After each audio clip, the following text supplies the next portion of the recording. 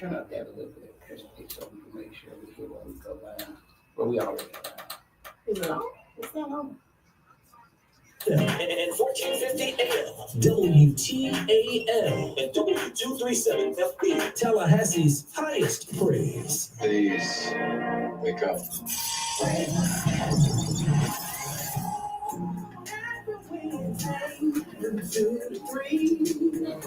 Here is where you wanna be.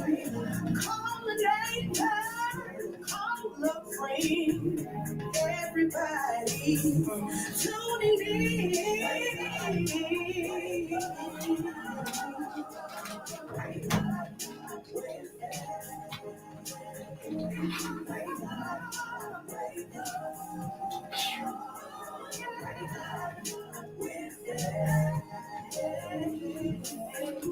And now here's your host, Greg Jake. Want to say good afternoon and once again, welcome to, that's right, it's Wake Up Wednesday right here on Hallelujah 95.3. And you know who is in the studio with me, none other than the conscious chick. Well, Christy, how are you? Good afternoon, Reverend. Good afternoon, everyone. Hope you're having a blessed and cool afternoon. It's very hot out there. I see all the heat advisories coming through, and so I think everybody's issuing one. I think the federal government even issued a heat advisory today. Oh, So yeah. it's hot out there. It is. It's hot. Yeah. So, I mean, when you think about how hot it is outside, who want to wake up in hell? You know, my mom used to always say that. My mom would always say, it's so hot out there. I don't know why nobody want to go to hell. She would say that with every time the weather got, and she was Central Florida hot. See, now we starting to have that humidity creep up here in North Florida that they have in Central Florida. It actually may be 99 degrees, but it feels like 130. It's hot. It's hot. It's I hot. mean, you know, so really it's hot outside, and there's a lot of hot topics going on around the nation, Yes, that's right. state, and even locally. And one of the things that, hey man, has really caught my attention before we dive into what we got going on today is the fact that it's a possibility that President Trump may be pardoned of P. Diddy. Thoughts, ideas? Okay, you don't, okay. Distraction. Distraction. Oh, okay. Distraction. Well, let's move on a local level. In Gaston County. The Gaston County football team, with their coach, is under the possibility of being fined $21,500 and losing their coach for a year, along with 8 players. Okay, that's all you gotta say. Well, listen, I'm from Central Florida. I went to Lakeland High School. Go Dreadnoughts. Anybody that's out there that's a Dreadnought, you know what I'm talking about. And people came to Lakeland to play football because they were a championship program when they was probably supposed to be zoned for other places, right? So you got grandma address, you got auntie address, you just found an address, right? And that was something that just happened. Now with all of the big policy moves toward NIL and the magnification of the FHSAA, and it's trying to kind of intercede with some of that NIL stuff. You know, football on the high school level is high, what they call it, high cotton right now. Well, right? And it's so it is. I wonder, Reverend, if this is a little bit of pettiness. I think it's a little bit of pettiness, we'll get a chance to dive into that. But certainly I want to encourage all of the parents to really wrap your arms around your sons. And I want to encourage the faculty, the staff, and the whole Gaston County family, amen, embrace the opportunity to support our young men. Because, I mean, some guys, some young men, and some young ladies, their only ticket out is to be able to play sports and to be able to make these 8 young men ineligible for a whole year, from what I'm being told. It's just totally unfair. And I believe, from what I heard, allegedly, and we have to say allegedly because allegedly, allegedly, the coach at Godby created all of this because some of his key players was losing. But anyway, it's so much going on. Let's get to the topic for today. And we are excited about who's in the He's on the Faith radio station, so we're gonna have to make sure that he don't get a chance to pull it one time, because he is a preacher and a He pastor. is a pastor and a preacher. Yes. We're in good company today. Good company on the Faith Yes. radio. So we want to say good afternoon to Dr. Timothy Beal, interim president of Florida A&M University. How are you, sir? Let me say thanks for having me here on the Greg James Community Show. And by the way, let me do a preamble and say I do not want to go to hell. Hey, I remember. I think it was C.L. Franklin had a popular sermon out called "What in Hell Do You Want?" Have mercy. Reverend No. Leo Daniels. Leo Daniels, thank you so much. Yes, sir. Yes, And they had a lady on the TikTok, somebody, why you want to go to hell? Ain't no water there. She had a whole song, and it was a mess. Honey. I mean, and not too comical. That's real stuff, right? absolutely. And the thing about it is, and I know we're going to get back to what we need to talk about, but I think I need to plug in here, because when we look at how people are living in this hour Yeah. and how they are really walking away from the faith Mm. because of what they're seeing, I mean, it's a time for you to really reevaluate your relationship, Yes. because it's either heaven or hell, Mm. and they real. Amen. Hey, Mhm. all right, well, Doc, Yeah. we Two choices. two choices. Yeah. Crispy original. Absolutely. Let's get on with it. Woo, it's a real talk right there. Yeah. Well, listen, and I think that this is a great preamble to our conversation, because I think when you talk about leadership, and we talk about leadership all the time, you know, we serve one another in service to the Lord Jesus Christ. Mhm. The Lord is in the midst of the manner in which we delineate and we employ ourselves in the service, wherever we are, right? Vocational ministry, it goes beyond just being a pastor, or being a preacher, or being in the Levitical mindset. It does go to where you actually work every day, and people tend to try to separate that, you know. It is the marketplace ministry. And let me just say, I want to thank you all for having me. My life over 63 years really has been about marketplace ministry, even if it's in education. Education is a marketplace. It's a venue to perpetuate, yes, higher education in this case, make sure our young people, our students, Yes. are successful. But on the other end, we have a life, I believe, beyond earth. Yes. So, in the words of the Apostle Paul, if my hope is in this life alone, I'm a man most miserable. Come on now. So part of our job is to make life as pleasant on earth as possible, but go beyond just here on earth. Yes. And just want to say thank you to the Tallahassee, the state of Florida, the entire nation of rattlers everywhere for putting up with me for about 12 months. And my motto is, I want to leave it better than I found it. And I believe that's the case now. Yes. with the family. Absolutely. So before we dive into that, for those of you who are listening to the broadcast today, we're talking with the interim president of Florida A&M Agricultural Mechanical University, Dr. Timothy Beard.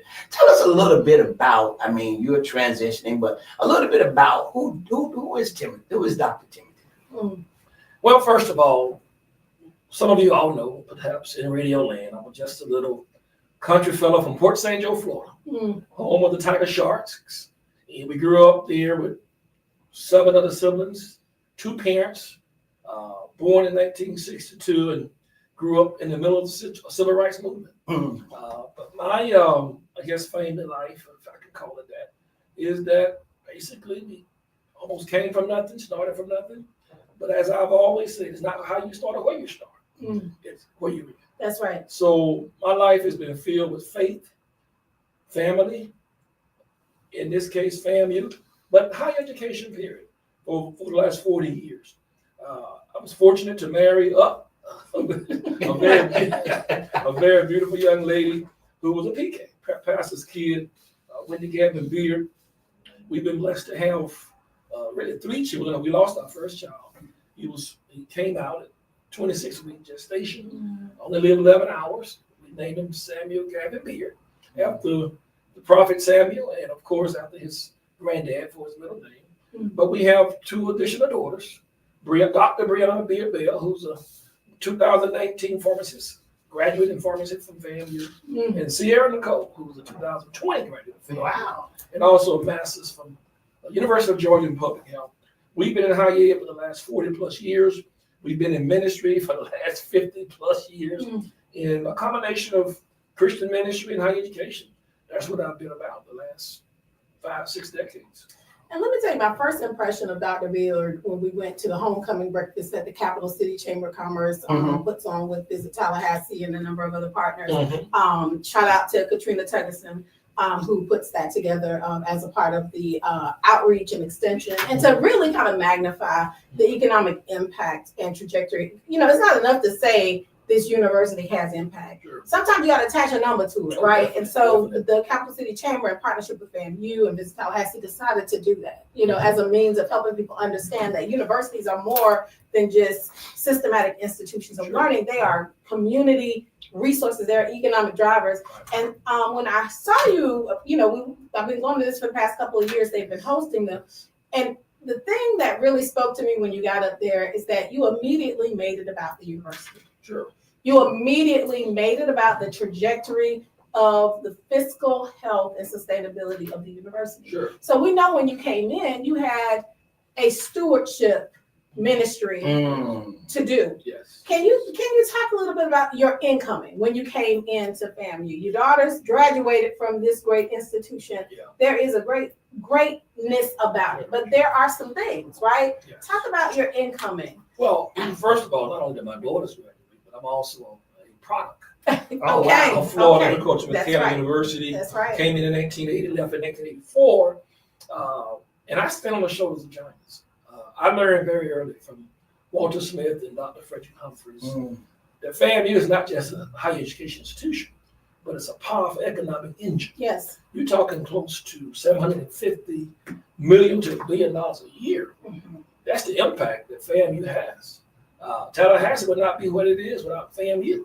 Wow. And all the power players, dead and alive, will tell you that. That's right. So FAMU, as you know, we receive students from all over the world. We have students from 70 different countries. Okay. Emerson. Every state in the nation and obviously 25 or 20 other countries. We're known all over the world.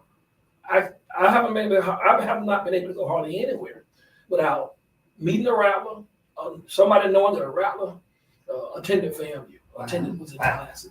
I was in Atlanta here recently and happened to run into a young man. And I thought he was kidding, but he asked me to buy his lunch. And I said, yeah, we'll do that. Come to find out, the young man is an SBI graduate of 2009. And he almost hit the ceiling. Wow. Wow. And I said, boy, rattlers are everywhere. Everywhere. So we talked, took pictures, and I said, what I'm doing, I'm kind of reimbursing you a little bit of your out-of-state tuition. But that's just one example of what I experience pretty much weekly. Being in this position, I'm humbled to have served. And as you said earlier, I've always believed that it's not about me. Dr. King once said, the highest calling that we can have is to be called a servant. So I'm proud to know that I serve. And I want to also say, because I'm the fact chick, I'm the fact chick. You talk about a university, and just so our audience can hear it in context, this university it has over 10,000. Is it 10,000 students now? A little over 9,000. We're right at 9,500. 9,500. We've been capped at 10,000. We could easily be at 15,000. It's such a problem, right? Has been had, and such a demand for attendance at the university that, and people don't frame it like this, but it actually created a housing crisis locally for students because people wanted to be at FAMU. Oh, yes. I don't think you can plan for that kind of growth and demand, you know, kind of really, right? You think you jump from like 6,500 and you go from 3,000 more students. Yes. You don't have the infrastructure to be able, but the demand was so high so quickly. And that growth happened from like 2022 to 2025. Right now, we can say that FAMU generates 5,156 jobs for local and regional economies. Now, that's not just here. Right. Jobs here for sure, concentration, but there's places in Quincy. Right. Absolutely. There's places all over in Central Florida. There's a FAMU College of Law down in Orlando. Right. There are different assets all through the state that FAMU is engineering, is systemizing, is facilitating. So my question for you right now, putting it in context of your incoming. Last year they said that homecoming by itself generates $5.1 million to the local economy. And that's probably an understatement, but I say that's probably minimum. Minimum. Yeah. Minimum. But in addition to the cities you mentioned, Mm-hmm. we're also in Crestview. Mm-hmm. We have a pharmacy site over in Crestview. Mm-hmm. We're in Jacksonville, pharmacy site. We're in Tampa. We're in Miami. We're in Brooksville. Wow. Assets all over. Yes. So when you talk about incoming, with all of those assets, with your history working for the university previously and now leading the university in this space, and you did some great things, and you know, I don't care what y'all say, you did some great things in hiring, right? I think with the AD position, whatever happened, it was a great hire. However happened after that, it was an excellent hire. It spoke to the community, it connected the community to the university, and great things came from that hire. Sure. Now you have a university whose basketball coach is actually Charlie Ward. That's insane, right? Yeah. I mean, that is absolutely insane. Talk about this community, and I think I want to stick a pin in the homecoming conversation. Yeah. Let's talk about the community to university relationship and why culturally it is so important that it be led from that purview. Critically, again, our history, before we received a dime or a dollar from the state or federal government, our faith-based community, our churches, supported FAMU. We had 2 instructors and 15 students. October 3rd, 1887. Those were humble beginnings. We've been blessed over the years. We've come a long ways. We still have a long ways to go. But to be actively engaged in this community is so critical. FAMU represent perhaps one of the highest hopes, other than our faith bases, that you're going to be able to have. So this leader and this president, myself and other, I guess, 10, 11 interims, and 12, and now incoming 13 president, we must be in this community. I was talking with my chair this morning, Chair Harper, and we emphasize again the importance of the president, whether it's me or whoever. We've got to be very visible because we represent the picture. We are the face of number 1 HBCU in the country, top 100 institution in the country. And sometimes it's not necessarily the person, but who we represent. We represent a legacy, 130, almost 8-year history of an institution that has changed lives, who left FAMU to change the world. And that's what we're about. We come here, we tell our students, of course, commencement in 2 days. One of my statements would be, you came here 4 years ago, so our goal was to change your life. Yes. Now you go and change the world. Wow. And we've done that to almost 100,000 students, now alumni all over the world. So what we represent is a beacon of hope for people that may come from Port St. Joe, from a 2-bedroom shotgun house, a person who was able to walk 2 miles round trip selling soda bombs just to read a newspaper. That's my history, but guess what? Probably close to 90,000 other students or graduates have the same type of story. Yes. So we're proud. You can't attend and be around Rattlers long before the passion, the spirit. Yes. I call it education anointing. Fall upon you. It is very contagious. Well, let me. I want to stick a pin in something you said, because you said community is the college. Community is just like the faith community. When you look at the last 12 months that you've been here, what do you feel like your community engagement has done for you and for the university? Well, obviously, a lot of people didn't know me when I came here.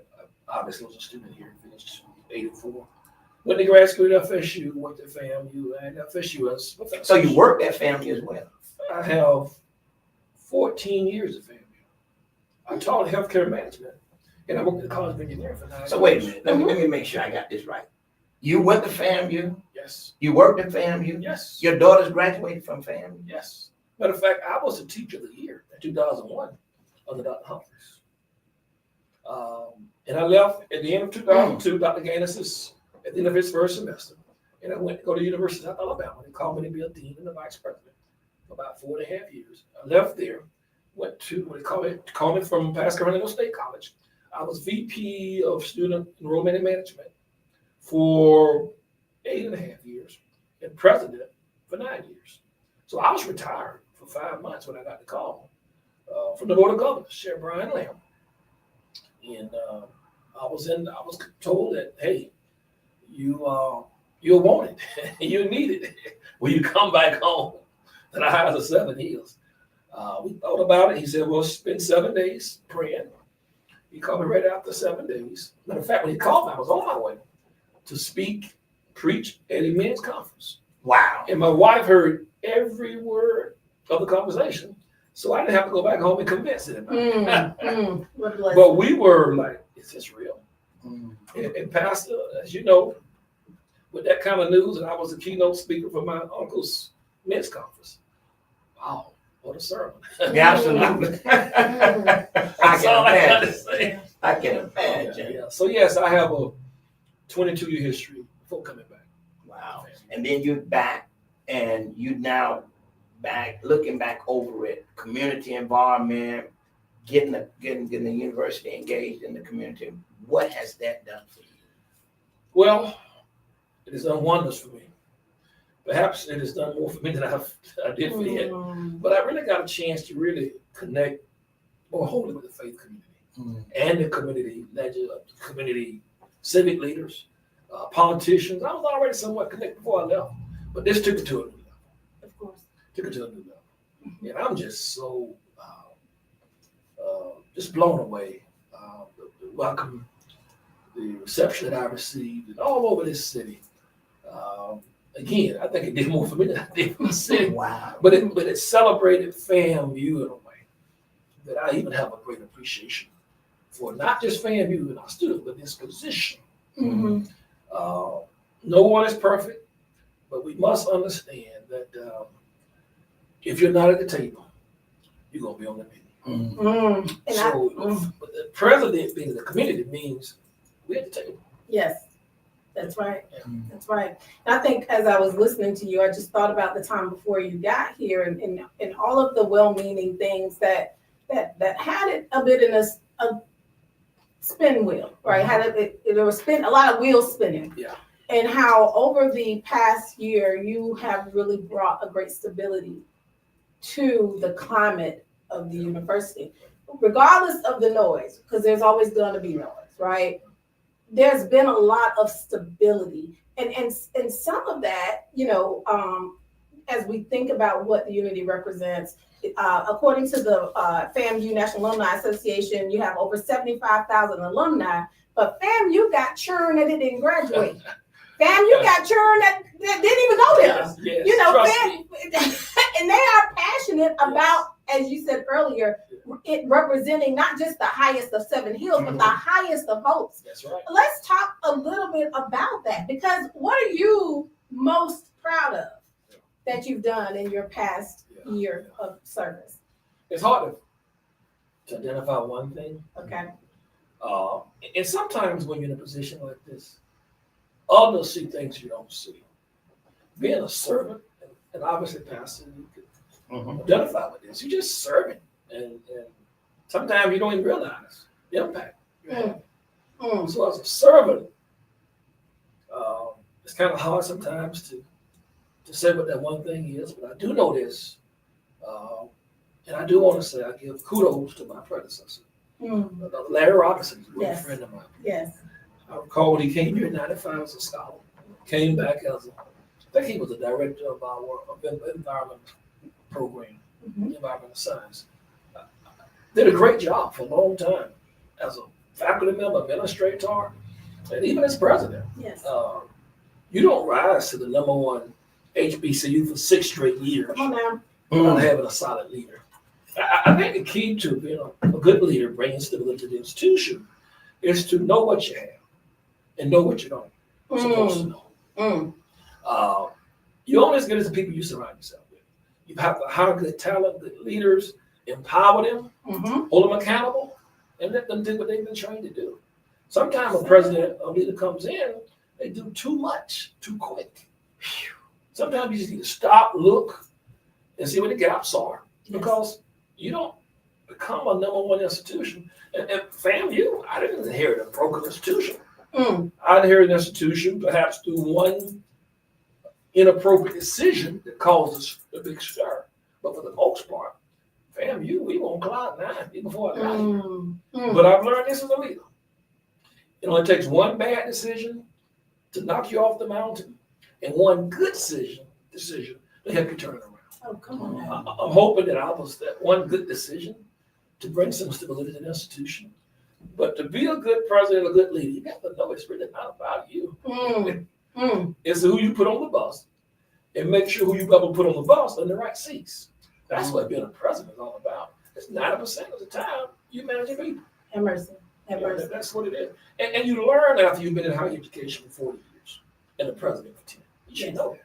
Yes. There's no amount of money you can pay someone for quality experience. And I'm not talking about always being successful, because remember Tim Tebow, that faith leader, I call him a faith leader. His parents were missionaries, he's an evangelist. He said this when he was defeated by Southern Mississippi State. In his senior year, they defeated Florida in the swamp, Pastor. You believe that? But you know what he said? He was crying. I mean, here, a grown man, All-American Heisman Trophy, I'm crying. But you know what he said? Still with me? He says, I said, you learn more from your failures Come on now. than perhaps you will ever learn from your successes. Come on now. Come on now. That right there, that preach. And that's from experience. I probably failed a whole lot more than I've been successful. We think about the light bulb, Thomas Edison, people like that. Trust me. And I love the way he packaged failure. I didn't fail 99 times. I just had 99 opportunities to get it right. And that's what life was all about. Yes. As leaders, we're not perfect. Incoming president, she won't be perfect. I'm not perfect. The other 23, 10, 12 permanent 11 interns, none of us are perfect. Yes. We just need an opportunity to get it right. So I want to bridge what he said about not inherit. You didn't inherit a firestorm. You inherited systems that were working on the university level.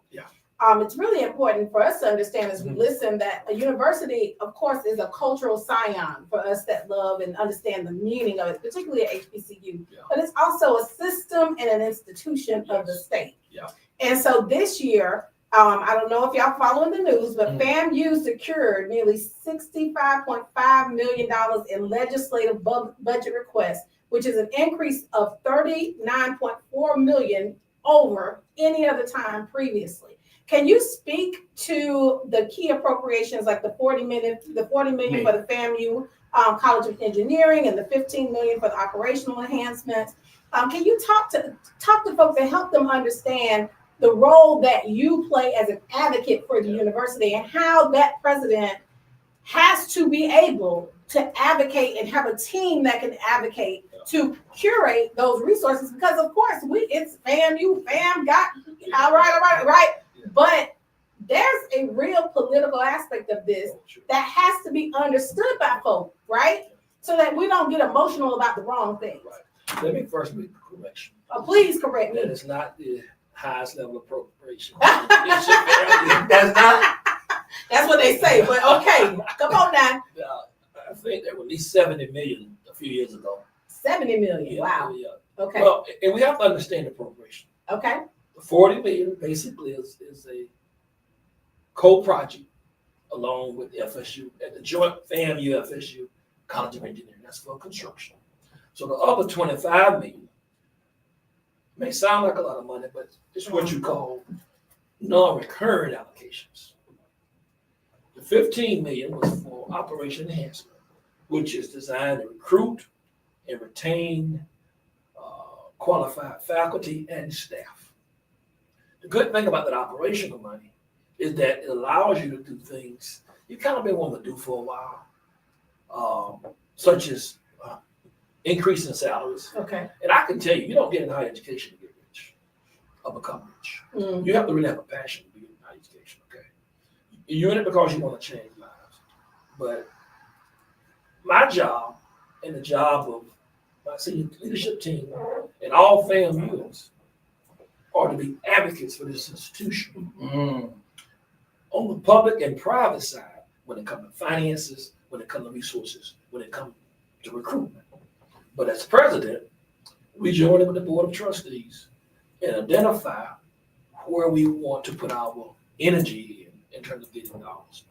But it's critical for the president to set the tone in building relationships, not just for 2 months when the session is in, but I'm talking about 24/7, all year round.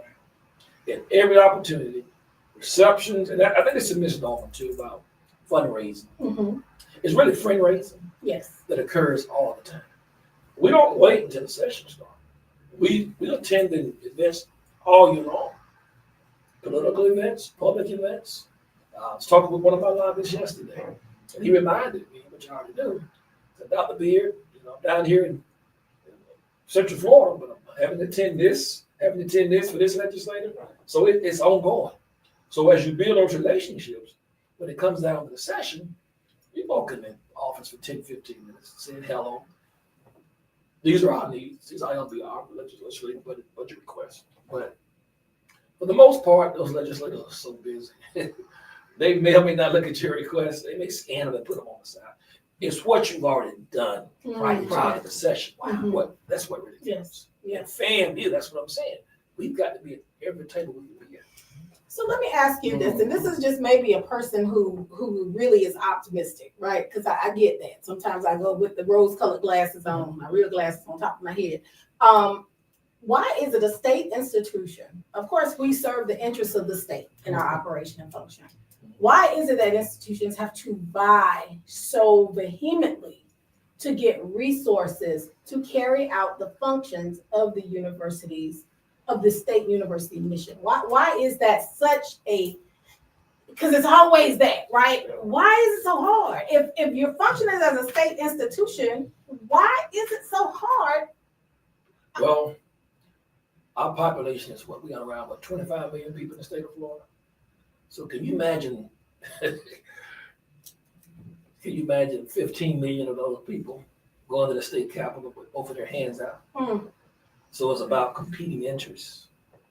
So we're just one of many stakeholders and entities that are competing for these $115 billion. So we have to get in line like everybody else and make our case. And I'm like you, I think it should be a no-brainer.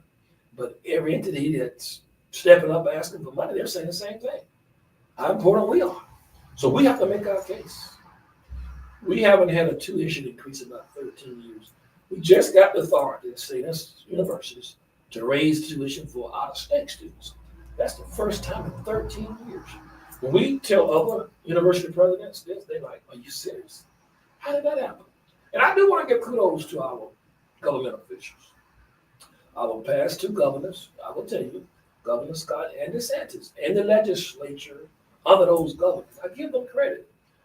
They've kept tuition down, lowest in the country.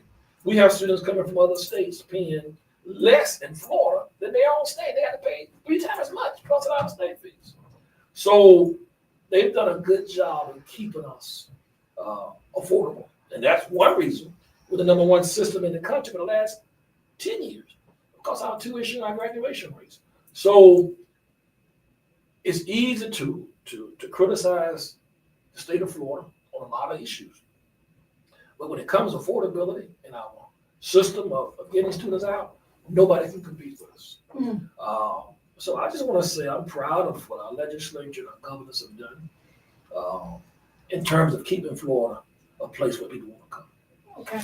And I guess when you say what you're saying from your leadership role, and for those who are in the circle of leadership with you, and for those who are throughout the state of Florida who are leading universities, I guess it's valuable for our community to understand what takes place at the higher level of government when it comes down. Because it's so easy to become critical and to be very vocal in criticizing what you see or what you hear, but without understanding, you know what the Bible said, people perish for lack of knowledge. And not only for lack of knowledge, they make real bad decisions. So to hear you say that today, I mean, I would have never thought that there would be students paying triple the amount in their own state for college, Oh, yeah. as Oh, yeah. opposed to coming here and attending FAMU, and the fees are much less. Absolutely. Let's. And let me also say this. When I finished my presidency at Pasco Hernando State College, my last 3 years, we got record funding. Obviously, what made it a little easier is the relationship I had with the Senate president, who happened to be one of our graduates. He was on my board. Okay. His daughter worked for the institution while I was there. So the relationship had been built over a 10 to 15 year period. So it's about relationships. And you have to be savvy politically to build those relationships, to tell your story. Yes. So these legislators can buy into it and fund you appropriately. Nothing is given, nothing is free. Yeah. So that's critical. I That's mean, good. I want to, since you said about relationships, and I'm sure you have been able to, in the last, 12 months being here, establish some great relationships inside the political arena, as well as inside our community, private sector, and our faith sector. How important is it for the incoming president to be able to tap into relationships like that? Highly critical. I do think President-elect Johnson, as of Friday weekend, is our 13th president. I think her history will indicate in the lobbies that she's been strong in that area. And obviously, I'm going to do all I can to make sure she's successful in doing that. Build the relationships. She has some, but obviously she needs to build more.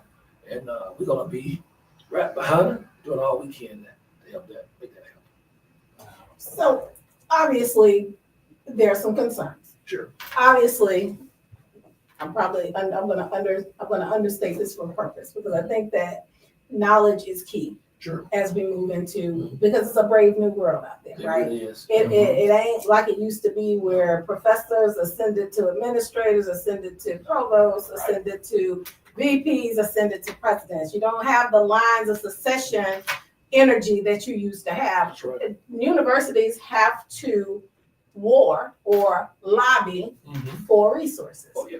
And you have, as you so articulately said earlier, this competing, this competition of interest, right? Even though you are a state university, even though you are a land-grant university, and I'm gonna say this, and it's gonna hurt, there's no entitlement. No. And I think that's the problem we're having, right? And I'm not saying that's a negative thing. I think that we should all be on the side of ensuring that resources are present for the function of this, particularly this university, because of its history and what it represents and holds. Oh, yes. Talk to us about what she brings to this role, so people understand in this brave new world, because the process didn't serve optically well, okay? Especially for folks who already don't understand the process, right? Or who have a base understanding of the process. Talk to us about, from your perspective, and hopefully we'll get to talk with President Johnson at some point. What does she bring to this role? What does she bring outside the camp of the traditional construct of a university president? And why is that necessary right now in this time? I have my own personal opinion, and I don't mind sharing it. I think the fact that President Johnson was a non-traditional candidate worked to her advantage. Higher education is a changing landscape, whether we like it or not. It is what it is. Politics are real, based upon relationships. And there's an assumption, because a person may be a Democrat, that they're on the out, or they're Republican, they're in the know. That's not true. Things are so non-traditional now. You would be surprised who's a D and who's an R. It's about relationships. Some of my best friends are D's, and some of them are R's. Some of them are independent. Yeah. But at the end of the day, it's about a relationship. I think Colin Powell and others prove that. Yeah. I think President-elect Johnson brings strong relationships with corporate America. That's where she's coming from. She's a non-traditional candidate, president in terms of her background. And we know most of us want people to be like us, look like us, talk like us. That's no longer the case, even as it relates to higher decisions in higher education. So I think relationships that she brings is a strong point. Being a corporate in corporate America, there's no telling what good may be able to come out of it. She may be able to do what John Thrasher did. Spearhead $1 billion campaign. We don't know. So my thing is, even if the candidate that you desire is not the president, we have to find a way to go forward. And we must remember the giants, the shoulders whom we stand on. When I came to FAMU in 1984, 45 years ago, that was a strong, tall, loud voice preacher named Reverend Moses General Miles. You know what he told our class in 1980? The Carmen Cummins of the world, Kim Goblins of the world, Pam Oliver of the world. You know what he told us? FAMU today. No, he said FAMU yesterday, FAMU today, FAMU forever. It's been 45 years. You know what we heard? Even when I was a freshman, that FSU wanted to take over FAMU. I don't know how true that was, but that's not going to happen. You're talking about a civil war in this state. That's not going to happen. And I don't think FSU wants to take over FAMU. That's my opinion. From talking with the previous former presidents. You know what they tell me? President B, we have no problems. We don't need him. But I do think President Johnson has an opportunity. And I think she will tell you that she's up to the task of building relationships and even taking FAMU to another level. Well, I want to say something because you said something that I thought was so profound that you want to see her succeed. Because when she succeeds, the university. Oh, for sure. What would you say to the nation of Raptors, the community, when it comes to this transition that's about to come? It's just what you just said and what I've told you. At the end of the day, you and I have been trained to follow our leaders. Follow our leaders.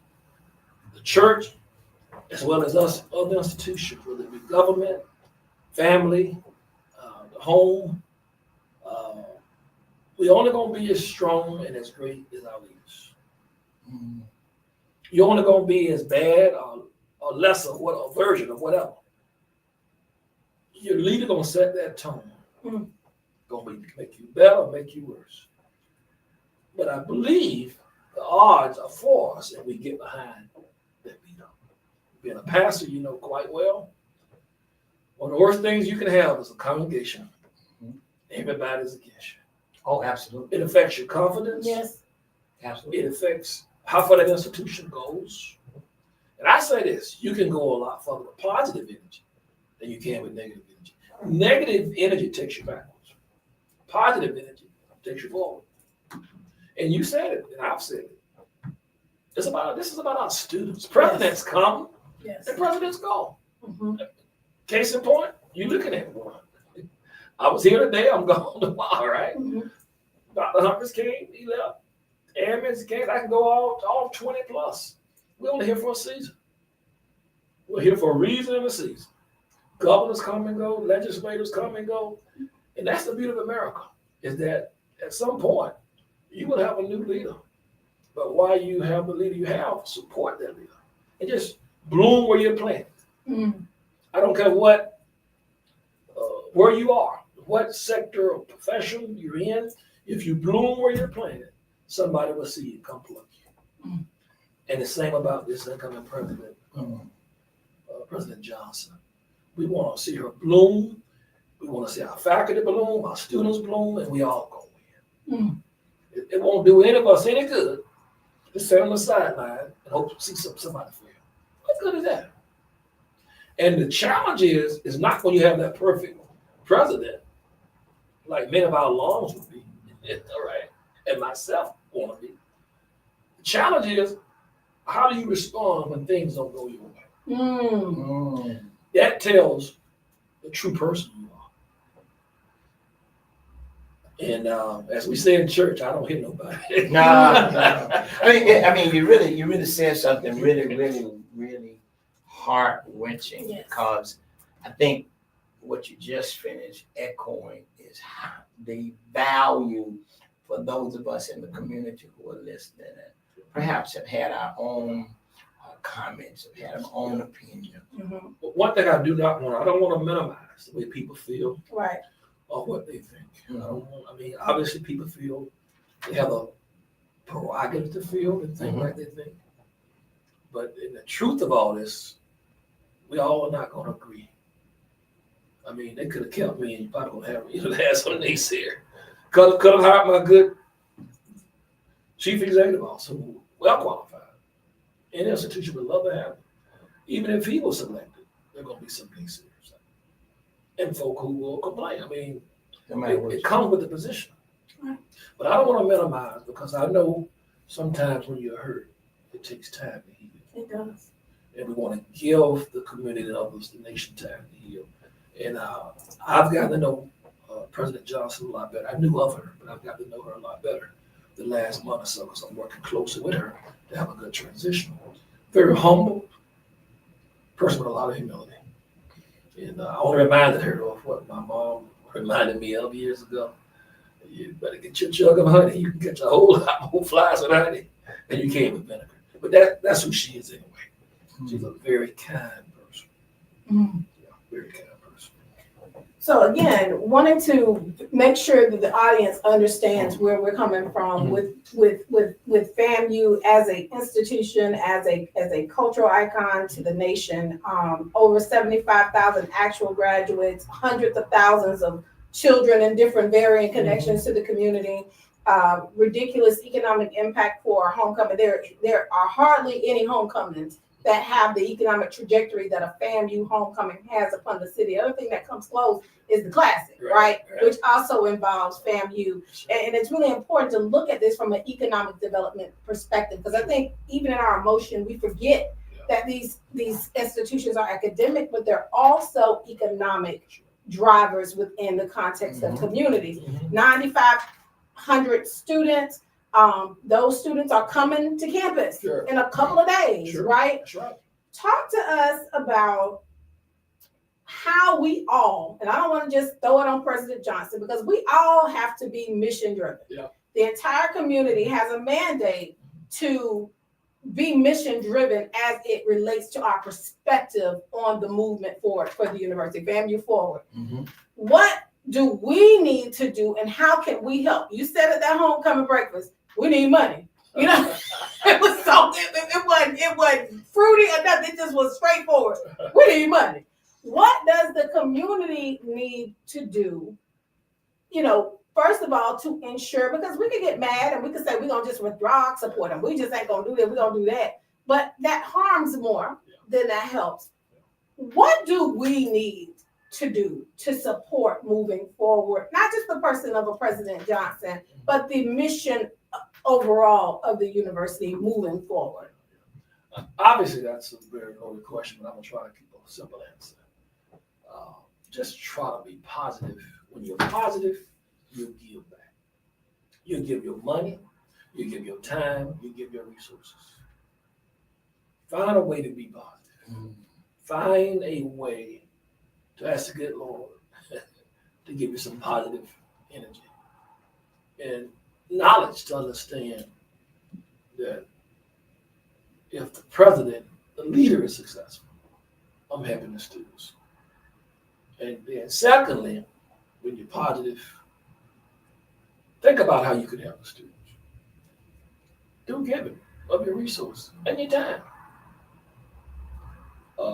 Obviously, we have students that need scholarship. And I've learned this over the years. If students, anyone want it bad enough, it seems like the money just comes. Yeah. So seeing you at the games, seeing you at other activities, just your presence going to inspire students And obviously we live in an online world. When you're online, just try to be positive because our students are reading those comments. My 2 daughters, 2 graduates, out in the work world. They don't know. They're on that social platform. They're reading these comments. Our young people, they're reading these comments. And what are we teaching them? Mm. We fail to understand that what our students read, what they see, it impacts them. Mm. So we just got to be careful. Amen. And some of the comments about the incoming president, it's unfortunate, but they're just ugly. I don't know how we win going forward with wanting to see somebody not succeed. I just don't get that. I want to be very clear, pastors, as I'm talking through this, is that there's a lot of street committee conversation, right? There's a lot of uncertainty. There's a lot of there's a lot of feelings, lots of feelings, right? And so it's important to, first of all, stick a pin in this. President Beard is in full support, and most likely other presidents that are still active and involved in FAMU will be involved in helping President Johnson acclimate to this place. They will be. So there's not a sense where you're going to be detracting or this ain't political for y'all. No. This is mission perspective. This is not political for the folk who are in leadership. It's political for us. Yeah, if you're part of a fraternity or sorority, there's an expectation that goes with that. Mm. You want to see your fat brother, your sister, even if they fail, you want to see them get up and be successful. Mm. With presidents, we have an academy. It's my job, it's my expectation, it's my duty to make sure she's successful. When I left Pasco Hernando State College as president emeritus, the president-elect would come to campus, and I told trustees, the community, my job is to make sure he is more successful than I'll be. Regardless of what you think, how you feel, that's my role, that's my job. Woo. We hope when it gets to the federal level, each of the outgoing presidents will say the same thing. I would hope that President Biden would have said that to President Trump behind the closed doors and publicly. To me, you're a bigger person when you do that. And I guess being in ministry, being trained as a leader in the Christian faith, that's what my faith has taught me. I don't apologize for that. I don't do it because I like you and don't like you. I do it because that's my expectation and my role and what I've been trained. Yeah. So to the FAMU community and the Rattler Nation, I know it's been a tough last few months. But we're going to get through this, and I'm hoping, and this is what I tell my students and staff, anything, I don't mean this negatively, but my mom, again, I'm old school. Mm-hmm. My mom and grandma taught me. When in this hot weather, we used to go down and throw watermelons in Ocala. Hottest place in the world, seemed like hotter than hell. But you know what they would tell us? When I was mourning and wanted to come in and got the hot sun and that kind of thing, they say anything that won't kill me. Make me die. Yes. Wow. Yes. Yes. So yes. those lessons I've learned, I apply them to struggling situations. Wow. So we're going to be fine. We're going to be just fine. Well, certainly, Christy, I want to say that we appreciate Dr. Beard. I got to go take this call that's coming in, but get ready to wrap up on. Take a look at number 13. Well, listen, I think that you left the message with Rattler Nation. You've spoken very clearly that this is not an elected position. This is a higher position, and it's a system. Yeah. It's a system, and I know I want to just kind of address the politics of today, and how polarized we are. We are truly polarized as a nation. I think that's the fear that plays into when we talk about MAGA. You know, all of the things, and the intervention of government and politics in the university system, and the mindset that maybe it was a bit heavy-handed. But you said earlier that the non-traditional strengthened her because of the necessity and the changing landscape of the university system and the need for that kind of strategic mindset as it comes to curating relationships and resources. So moving forward, what is the responsibility? And you said it a little bit earlier. What is the responsibility of regular folk as we move forward into this new administration? Because it's happening tomorrow. Is it tomorrow? Well, officially, what's today? Today's the 30th. Friday is, we'll have some overlap. Okay. Friday is the official start. Official. So it's weird politically. It's a weird political time, and people are hyper everything, and rightly so when it comes to the political, because it's a lot going on the national level. It's a lot going on everywhere, right? But how do we manage locally? FAMU is a community institution, right, in the truest sense, and people who have a heart connection to the university, they're concerned about it becoming what they see happening or perceive is happening on the national political front, or even some cases the state political front. How are we to audit this, and how are we to process what's happening moving forward? One thing that is very important that's overlooked. When I was at the University of South Alabama 20 years ago, fraternities and sororities developed under my purview. Okay. And we had two situations where we almost lost students from death because of hazing. And it made the national news. I had to speak to the local TV stations. The VP during that time of student affairs, he was on sabbatical. I think that was the same semester Katrina hit. So it was a learning experience. Perhaps no experiences about 40 years helped prepare me for the presidency like that. I think 2005 fall semester. And I think it's important to understand, and I learned this, whatever happens on a university campus, we represent a microcosm of society. Okay. And sometimes we forget that. Whatever happened out in another part of what we call real world will happen on campus. And that's what has happened over the last 20 plus years or so. It's just a matter of time.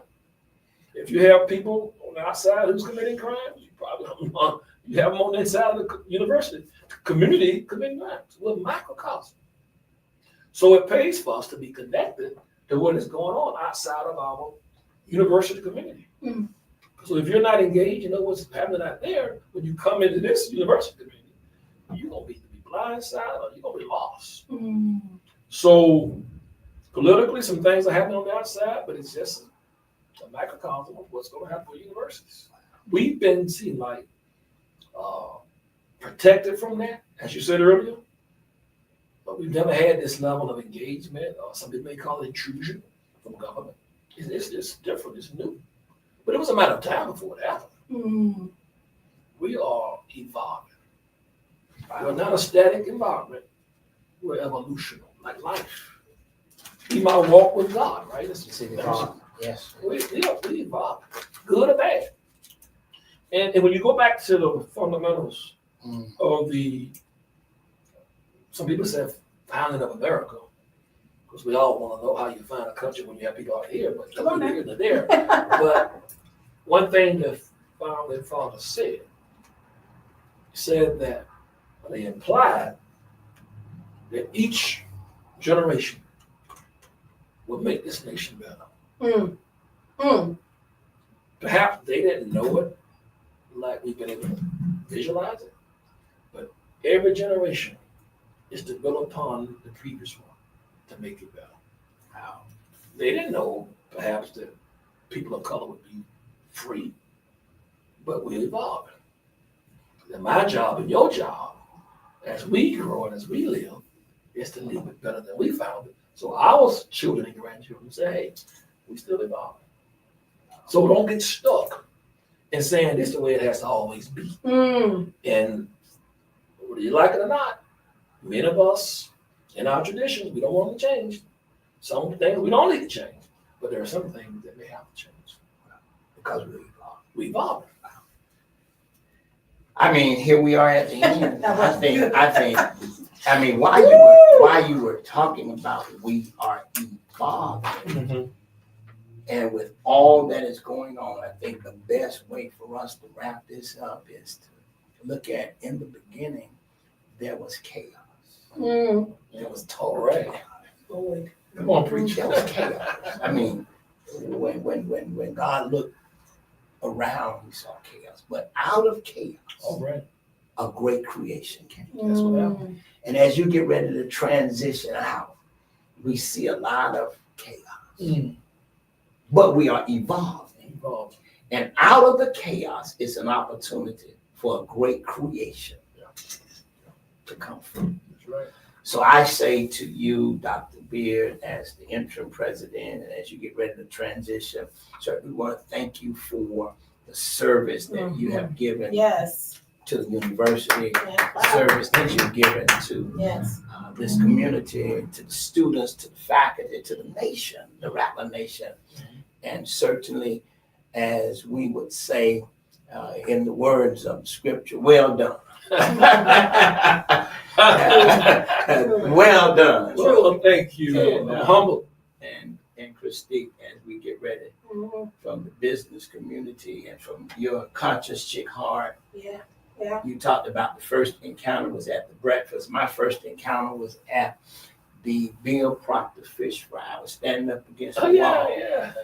and he said, "Well, I can't holler and say it like Reverend James up against the wall."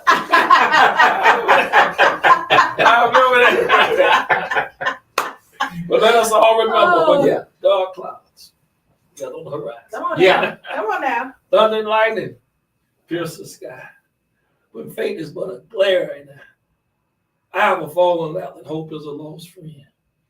And when the sinews of the chest grow weary, from those hard charging linebackers and the legs of the muscles grow tired from those hard charging running backs, we must all remember that the Rattlers will strike, Right.